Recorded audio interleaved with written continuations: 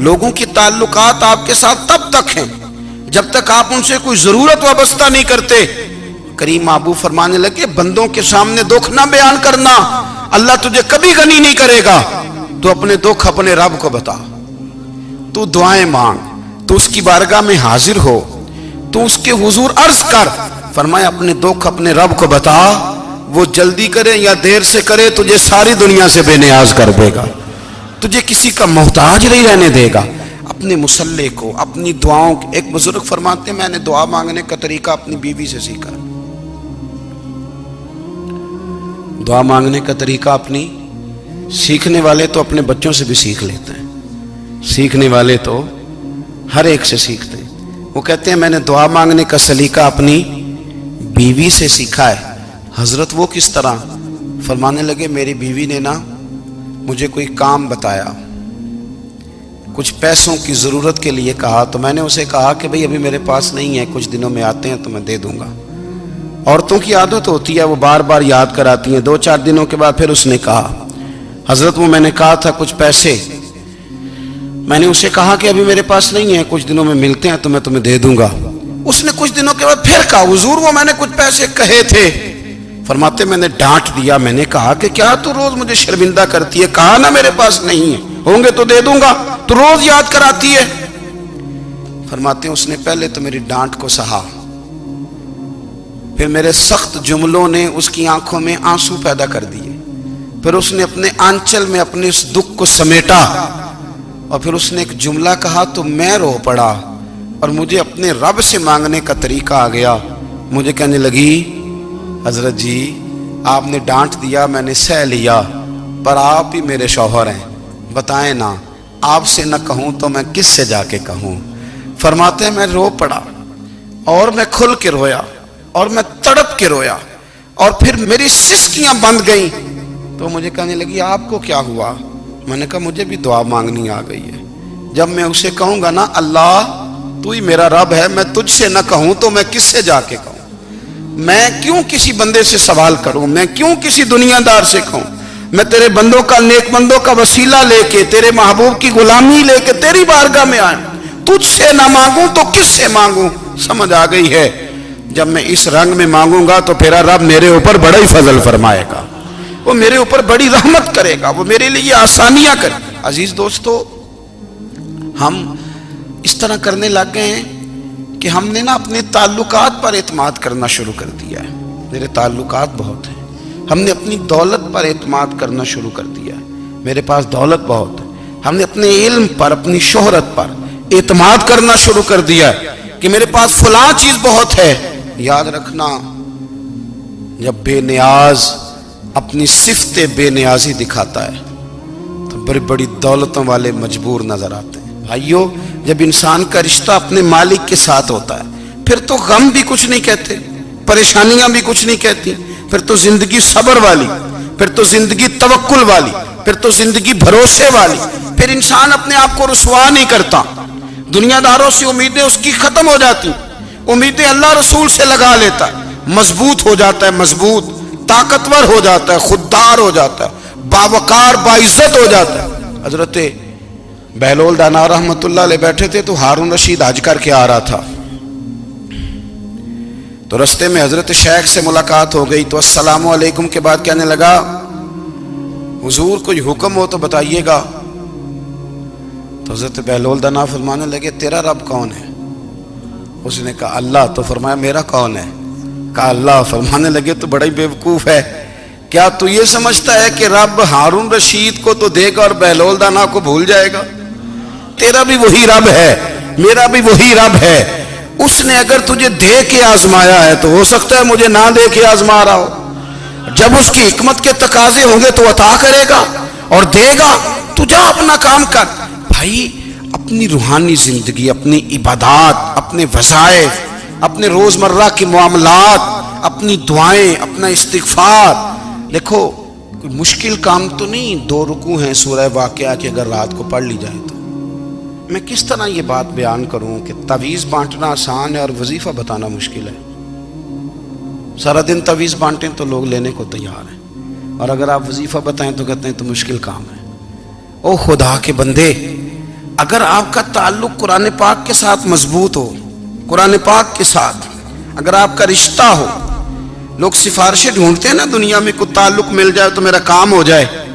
دنیا میں اتنا مشکل معاملہ ہے، آخرت میں مجھے بتائیے گا کتنا مشکل معاملہ ہوگا. میرے نبی پاک صلی اللہ تعالی علیہ وسلم نے فرمایا جو لوگ سورہ ملک پڑھا کرتے تھے نا، سورہ ملک، یہ سورت ملک قیامت میں ان کی سفارش کرے گی، اور اس طرح کرے گی کہ کہے گی اے اللہ یہاں اس بندے کو جنت میں داخل کر دے یا مجھے قرآن پاک سے علیحدہ کر دے. تو رب فرمائے گا جا اس کا دامن تھام کے اسے جنت تک پہنچایا. آپ بات کو سمجھیں، جب آپ کے تعلقات اپنے معاملات کے ساتھ مضبوط ہوں گے، یہ نبی کریم نے وعدہ کیا ہے کہ تو سورت واقعہ پڑھ تیرے گھر میں فاقہ نہیں آئے گا. حضرت عبداللہ ابن مسعود رضی اللہ تعالیٰ عنہ بیمار تھے تو حضرت عثمان غنی رضی اللہ تعالیٰ عنہ تیمارداری کے لیے تشریف لے گئے اور جا کر کے کہا کہ آپ بڑے بیمار ہیں، آپ کی بیٹیاں زیادہ ہیں، میں چاہتا ہوں کہ خزانے میں سے کچھ مدد کروں. تو سیدنا عبداللہ ابن مسعود رضی اللہ تعالیٰ عنہ اٹھ کے بیٹھ گئے اور کہنے لگے امیر المومنین، اللہ آپ کو میری طرف سے، میری بیٹیوں کی طرف سے بہتر صلہ دے. میری بیٹیوں کو کسی خزانے کی ضرورت نہیں، میں نے انہیں خزانہ دے دیا ہے. کہا جناب آپ نے کون سا خزانہ دیا ہے، میں آپ کے مالی معاملات کو جانتا ہوں. تو فرمانے لگی امیر المومنین، میرے نبی کریم نے فرمایا ہے جو سورت واقعہ پڑھے اسے کبھی فاقہ نہیں آتا. میں نے بیٹیوں کو یاد کرا دی ہے، یہ خزانہ میں نے انہیں دے دیا ہے. وہ سارے والدین سنیں جو بیٹیوں کے لیے پریشان رہتے. حضرت عبداللہ ابن مسعود نصیحت کر رہے ہیں، فرمانے لگے میں نے سورت واقعہ یاد بھی کرا دی ہے، پڑھنے کی عادت بھی ڈال دی ہے.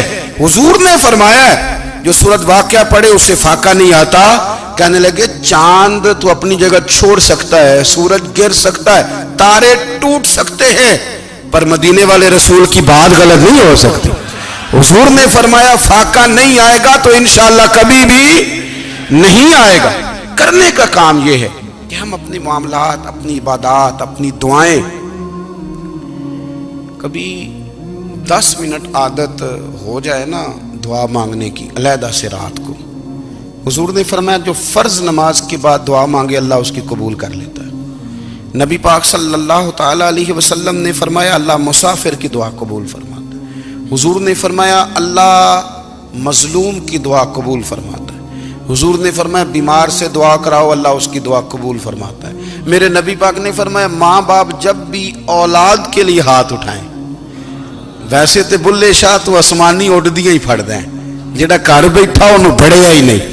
حضور فرمانے لگے ماں باپ جب بھی اولاد کے لیے دعا فرمائیں اللہ ان کی دعا کو قبول کرتا ہے. آپ اپنا تعلق بنائیں، دعا کے ساتھ، عبادت کے ساتھ، مصلی کے ساتھ رشتہ بنائیں، استغفار پڑھیں. صلاح الدین ایوبی صلیبی جنگوں میں تھے، رات کو مسجد اقصی میں نماز پڑھی تو پریشان تھے. ایک بزرگ سے ملاقات ہوئی تو وہ کہنے لگے کہ آپ بڑے پریشان ہیں. کہنے لگے حضور پریشان اس لیے ہوں کہ پہلے ہی مسلمان کمزور ہے، اب میں نے سنا ہے دشمن کا ایک بحری بیڑا وہ جنگی سامان سے بھرا ہوا آ رہا ہے، تو اب ان کے پاس اور تلواریں اور نیزے آ جائیں گے، مسلمانوں کے پاس پہلے ہی وسائل کی کمی ہے، پریشان ہو کس طرح کر کے مقابلہ کریں گے. یہ بات کہتے ہی صلاح الدین ایوبی نے بزرگوں سے کہا حضور آپ بھی دعا کرنا، دعا کی بڑی طاقت ہے. میرے نبی پاک نے فرمایا دعا مومن کا ہتھیار ہے، دعا مومن کا، دعا مومن کا. حضور نے فرمایا تقدیر کو سوائے دعا کے کوئی چیز نہیں بدل سکتی. دعا مومن کا ہتھیار ہے، یہ کافر کے پاس کوئی نہیں، یہ ہتھیار ہے مومن کا. اللہ کرے آپ کو سمجھ آئے. پھر سنیں کئی بار کہہ چکا ہوں یہ ہتھیار ہے. کافر کے مقابلے میں جو تیرے پاس سب سے بڑا ہتھیار ہے وہ دعا ہے. دعائیں کرانی چھوڑ دی، کرنی چھوڑ دی، لینی چھوڑ دی. حضرت سیدنا انس بن مالک رضی اللہ تعالیٰ عنہ فرمایا کرتے تھے میں نے وہ رنگ دیکھا ہے جب حضور دعا مانگتے تھے اور حضور کی مقدس آنکھوں میں آنسو بھی ساتھ ہی بہا کرتے تھے، میں نے وہ انداز دیکھا ہے. تو صلاح الدین ایوبی بزرگ سے کہنے لگے آپ بھی دعا کیجیے، اور خود رونے لگے اور سر سجدے میں رکھ کے رونے لگے اور عشاء سے لے کر فجر تک روئے، خوب روئے. صبح وہ بزرگ آئے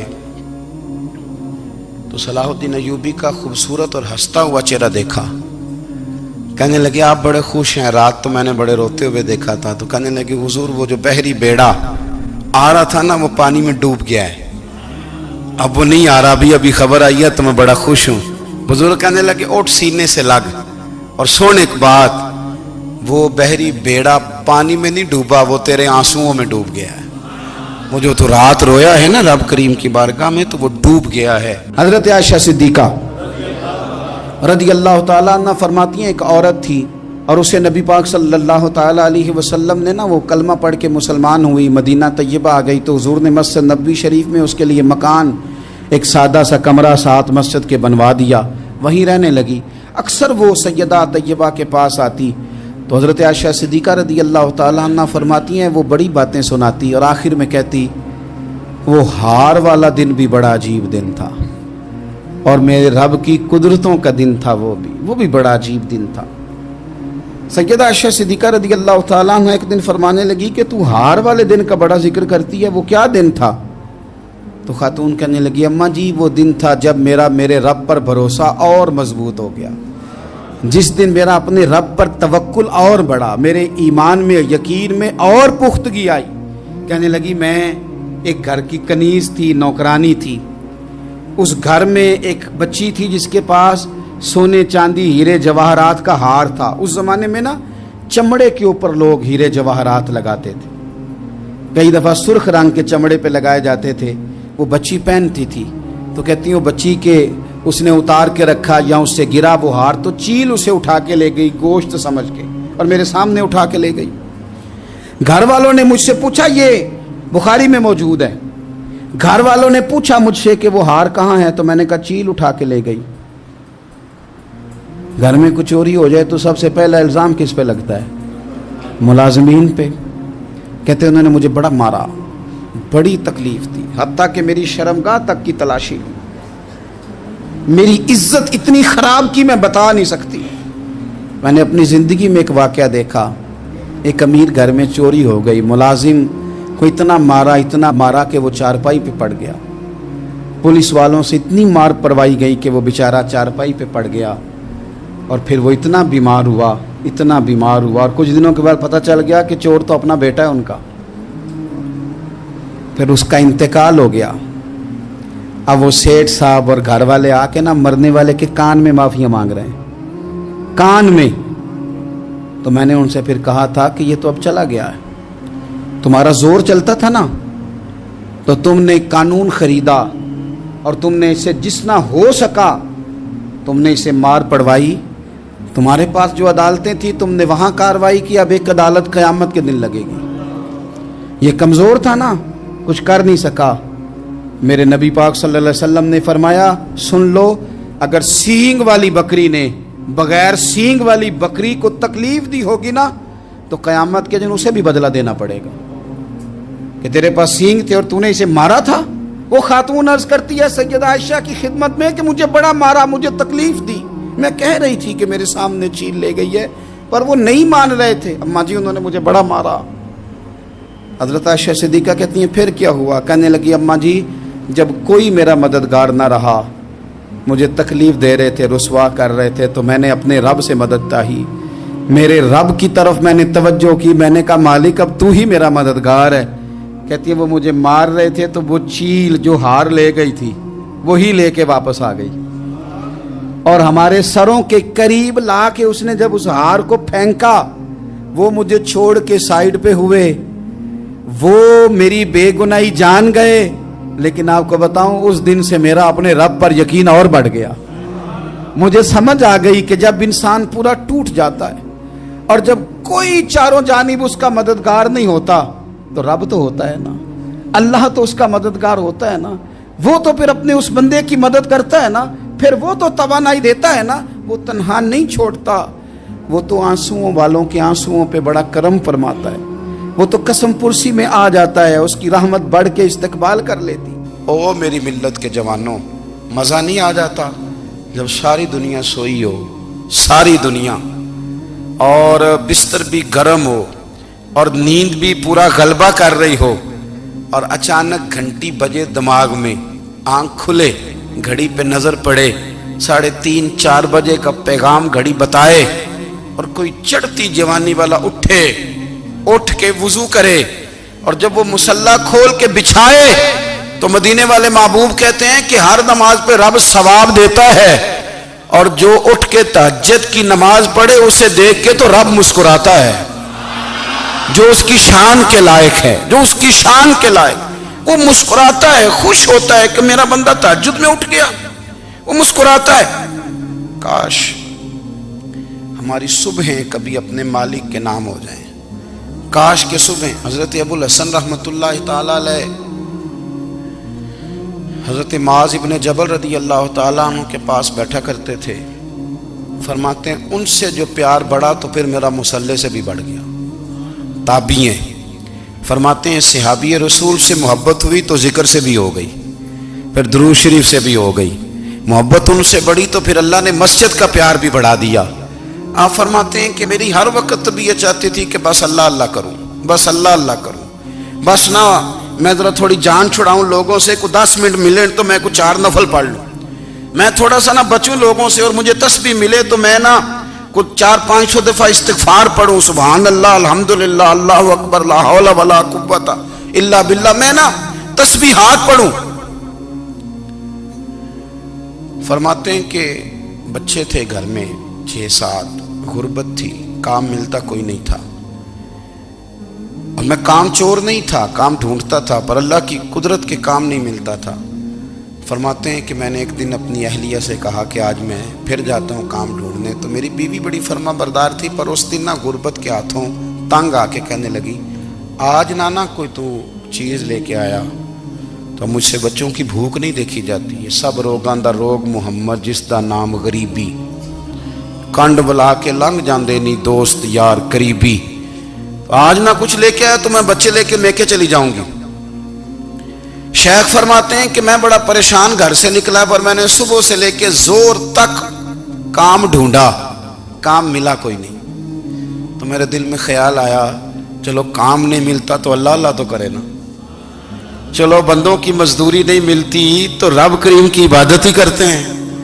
فرماتے ہیں کہ میں نے نا فرات کے پانی سے وضو کیا، نہر کے، شدید دھوپ تھی، ساتھ ریت تھی اور ریت تپ رہی تھی، میں نے اپنا رومال وہیں مصلی کے طور پر بچھا لیا، اور فرماتے ہیں کہ زور سے لے کر عصر تک نماز پڑھی، دھوپ بھی پورے زور پہ، پر میرے سجدے کا ذوق بھی پورے زور پہ۔ فرماتے ہیں سورج بھی چمک رہا ہے اور رب کی عبادت کا ذوق بھی پورے زور پہ، میں سجدہ کروں تو پھر میرا اٹھانے کو جی نہ چاہے۔ میرے استاد لکھا کرتے تھے، یہ ان کا شعر ہے، وہ کہا کرتے تھے مجھے سوز دے، مجھے ساز دے، اور مجھے نیم شب کا نیاز دے، دم سجدہ خود کو میں توڑ دوں، مجھے ایسا ذوق نماز دے، اور میں تیری بہار کا پھول ہوں، میں کھلا بھی ہوں تو تیرے لیے، مجھے میری شاخ سے توڑ لے، مجھے اپنی زلف کا ناز دے۔ بھائی فرماتے ہیں کہ عصر تک میں نے نفل پڑھے، دل ڈھلنے لگا، عصر کی نماز پڑھی اور میں وہاں سے چلا۔ اب میں جب نکلنے لگا تو دل میں خیال آیا کہ چھوٹی چھوٹی دیواریں ہیں گھر کی، بغیر کچھ لیے جاؤں گا تو بیوی دور سے دیکھے گی تو شور کرے گی کہ پھر خالی ہاتھ آ گیا ہے۔ کہتے میں نے اپنے اسی رومال میں جس پہ میں نے نماز پڑھی تھی نا، رومال میں کیا عقیدے پنجابی جو صافہ کہتے ہیں، اسی میں نا میں نے کچھ ریت بھر لی کہ وہ دور سے دیکھے گی تو سمجھے گی کچھ لے کے آیا ہے، چلو جا کے اسے بتا دوں گا کہ آج پھر مزدوری نہیں ملی۔ کہتے ہیں وہ ریت لے کر جب میں گھر میں گیا تو پہلے بیوی دروازے پہ کھڑی ہوتی تھی، پوچھتی تھی خالی ہاتھ آ گئے ہو؟ آج میں نے دیکھا تو ہے ہی کوئی نہیں۔ فرماتے ہیں میں اندر داخل ہوا، سلام لیے، کونے میں میں نے وہ رومال رکھ دیا اور میں نے آواز دی کہ بھلی مانس کہاں ہو؟ تو وہ کہنے لگی آپ منہ ہاتھ دھو لیں، میں روٹی لے کے آئی۔ میں نے کہا روٹی کہاں سے آ گئی؟ یہاں تو کئی دنوں کے فاقے، تو کئی دنوں کی غربت ہے، یہاں تو اس گھر میں تو فقیری ہے۔ فرماتے ہیں کہ وہ روٹی لے کے آئی اور اس وقت کی جو موجودہ نعمتیں تھیں، سمجھ لیں سلاد، اچار، ہر چیز ساتھ لائی۔ میں نے کہا کہ بچے کہاں گئے؟ کہنے لگی وہ کھانا کھا کے کھیلنے گئے، آپ کھانا کھا لیں آ جاتے۔ کھانا اس نے چن دیا۔ میں نے حیرت انگیز لہجے میں ساری نعمتیں اپنے دسترخوان پہ دیکھ کر کے بیوی سے پوچھا یہ کہاں سے آیا کھانا، بچوں کو تو نے کہاں سے کھانا کھلایا، یہ سارا کچھ کیسا ہے؟ تو کہنے لگی پتہ نہیں آج آپ کس کریم کی مزدوری کرنے چلے گئے تھے، پتہ نہیں کس کریم کی، میرے گھر میں تو اتنی نعمتیں آئی ہیں کہ مجھ سے سنبھالی نہیں جا رہی، اتنا اناج ہے، اتنا گندم ہے، کس کریم کے دروازے آج چلے گئے تھے؟ یہ کہتے کہتے وہ اٹھی اور اٹھ کر کے کہنے لگی پہلے ہی بڑا کچھ آیا تھا، اب کیا لے آئے ہو؟ اور جا کر کے نا اس نے وہ ریت والا رومال کھولا، کہنے لگے میں تو لے کے آیا تھا ریت، تو میرے رب نے اسے بھی سونے اور ہیرے بنا دیا تھا۔ جب آپ کی توجہ اللہ کی جانب، میرے نبی پاک صلی اللہ تعالی علیہ وسلم نے فرمایا ہر چیز اپنے رب سے مانگ، ہر چیز مانگ، ہر چیز مانگ۔ یا رسول اللہ کیا کچھ؟